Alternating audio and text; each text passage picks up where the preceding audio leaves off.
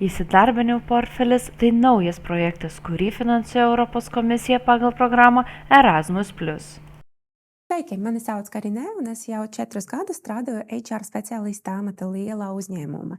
Šajā periodā novadīju daudzas intervijas un iepazinos ar dažādiem darba meklējuma gadījumiem.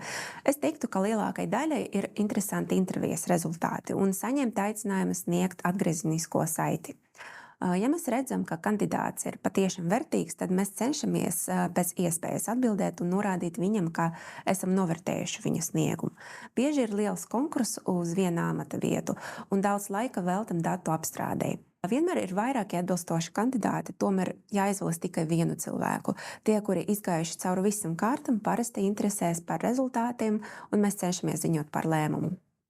Jei turite klausimų, visada galite susisiekti su savo mokytoju, naudodamiesi įsidarbinimo praktikos bendruomenė Telegram kanale.